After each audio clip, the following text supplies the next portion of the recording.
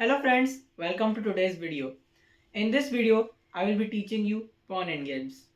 I have started a new series called Essential Endgames where I will be teaching you endgames for your level, and the first video in this series is pawn endgames. So let's get started.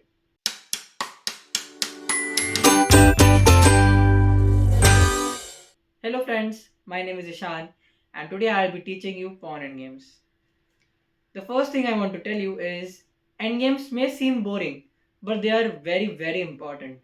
Because if you make a mistake in the opening, you can cover up in the middle game. Like you can find some way to compensate for it in the middle game. If you make a mistake in the middle game, maybe you can try to find a way to come back in the end game. But if you make a mistake in the end game, how will you come back? You'll have to come back in the next game, which is not what we want, right? So end games are important because they are very decisive. A small mistake, a wrong move with the king in the king pawn endgame can cost you a half point or even a full point, which is very drastic. This is why knowing endgames is important. Also, when you reach endgames, you are mostly in severe time trouble because you have used up most of your time in your opening and middle game. So in the end game, you are in severe time trouble most of the time. So you need to know how to play these endgames very accurately and by heart so that you can play it well in time trouble. So without any further ado, let's get started. I have shared my screen and as you can see, there are a lot of pawns on the board, so you are getting confused probably, but don't worry, I'll explain. So what I am trying to do is I am trying to teach you what is a passed pawn. A passed pawn is a pawn which does not have any other pawn obstructing its path, either physically in the path or controlling a square in the path. So in this position, can you tell me which are the passed pawns?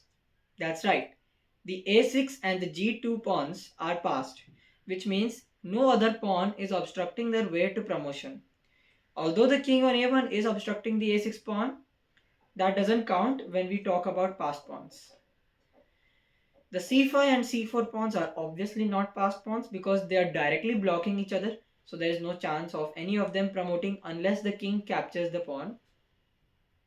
And as for the f4 and e6 pawns, they are also not passed because they are controlling squares in each other's path. So if I play f5 over here, you can just take it and I don't have a pawn anymore. And let's say white makes a random move. If he plays e5, I can also take it and there is no scope for that pawn promoting.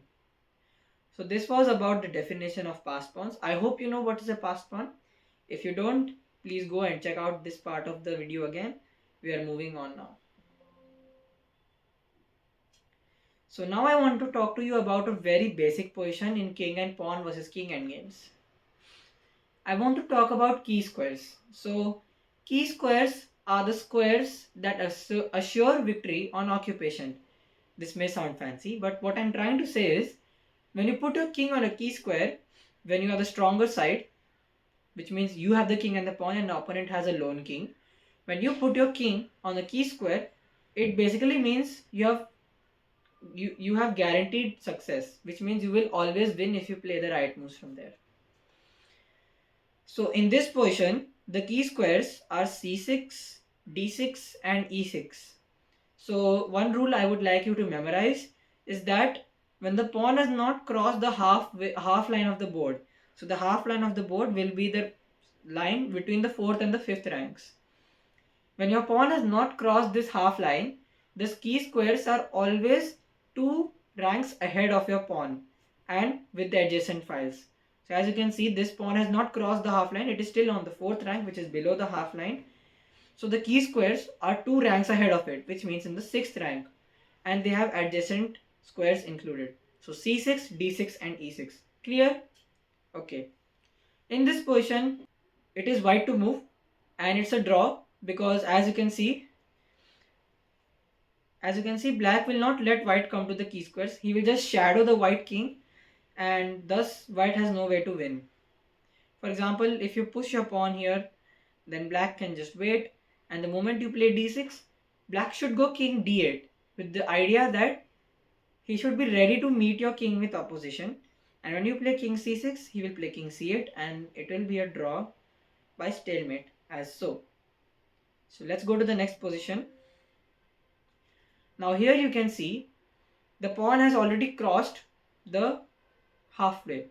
Now what are the key squares for such a pawn? The key squares in this position are a7, b7, c7 and a6, b6, c6, which basically means when your pawn has crossed the half line, the key squares become the 6 squares in front of your pawn, including the rank right ahead of it and the rank ahead of that. So basically you have a 6 square key square range, which basically looks like a Kit Kat to me. And in this position, white will win no matter what. Whose turn it is to play, it doesn't matter. Because as you can see here, once the king comes out, white will play king a7 and promote the pawn. These key squares apply to every pawn from b file to g file. For the rook pawns, which is the a and h file, there are a completely different set of rules. They are mostly drawish, but there are key squares for those as well, which we will cover later. Now in this position, you can see that the kings are really far away from the pawn. Now I would like you to pause the video and find out the key squares. If you have paused the video, then I'm sure after the previous thing I taught you, you would know that the key squares are a6, b6 and c6. So how do we get our king over there? The first step is to go to the key square that is furthest away from the black king. So for example, if we target the key square c6, then black only needs 3 moves to stop us, while we need 1, 2, 3, 4, 5. So black will easily achieve a draw over there. And let's remove these lines. So what now? Now we should ideally target the a6 square, because that is furthest away from the black king as well. So the correct move in this position is king c2. By the way guys, if you have any doubt about whose turn it is to play, just look at this small little dot over here which shows the color of the side to move, in case you have any confusion. King c2 is the correct move, aiming for the a6 square. King e7, king b3, king d6, king a4, logical follow-up. We are going for the a6 square. King c6, king a5. And now to stop us, he has to play king b7. And that's where opposition comes in. King b5. What is opposition? I will explain to you. And white wins here because wherever black moves, we can occupy the adjacent key square. Now, firstly, I want to tell you a little bit of opposition. Opposition is basically when the kings have an odd number of squares between them. For example, 1, 3 or 5. And the side with the opposition is said to be when you have odd number of squares between the kings with the opponent's king to move. Opposition is very important for gaining key squares, as we saw in the last position, because when white got the opposition, black had to move and then white could barricade in on the other key square. Opposition is not only vertical, it is also horizontal and diagonal. Now let's have a look at this position. This is a little more complicated. As we have already seen, the rook pawns are a bit of a tricky case because there is always the chance of a stalemate happening, which we will see in this position as well. So it's white to play, guys. If you want, you can pause the video. That would be beneficial for you. Otherwise, I will just explain the position. So the correct move here is king f2. King f2, the idea is to go and take the pawn. Now you might be thinking, why not king g1? Well, if you play something like king g1, the problem is he can play king d7, king h2, king e6, king h3, king f5, king h4 and king g6. And now that he has defended his pawn, there is no way to win this position. So king g1 is a bit too slow. Okay, king f2. So as you can see here, after king f2, if he tries the same approach of king d7, king g3, king e6, king h4, king f5, we can just win the pawn, and after he plays something like king f4, we can just play g4 and we win the game. So that won't work. King f2, he cannot play king d7. What else does he have left? If he can't move his king, we are simply threatening to win his pawn. So the best try for him is h4. This move is more deadly than it looks, and we will have to find out why. If you have found h4, good for you. And if you have found the move after h4, that's even better, because this is the tough part of this puzzle, or should I say position.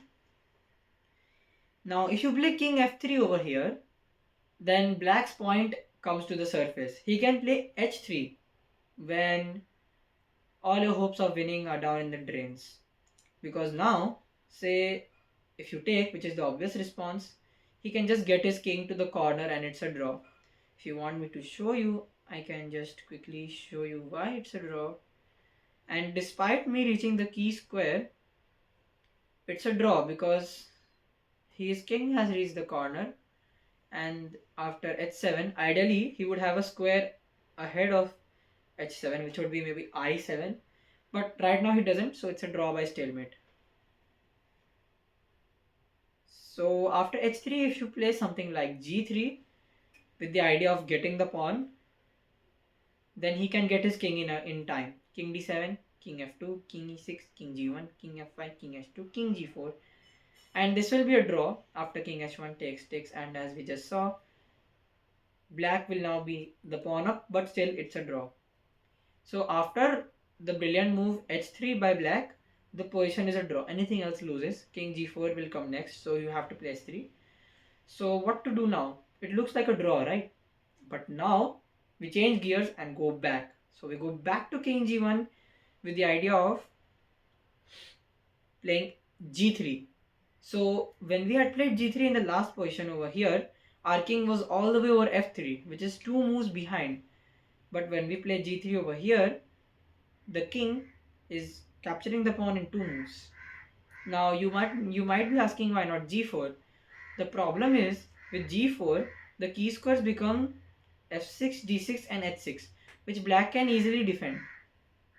But with the pawn on g3, the key squares are a little further from him, which are f5, g5 and h5.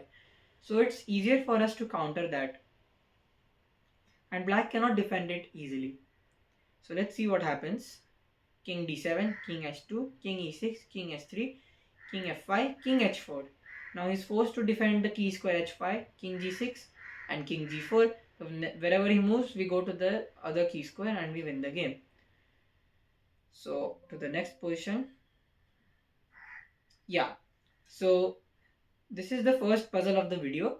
I would like you to pause your video, pause this video and try to find the answer of this puzzle, because this puzzle is an important one to properly understand the concept.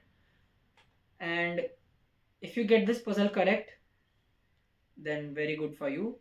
If you don't, it's okay, we have still room to improve.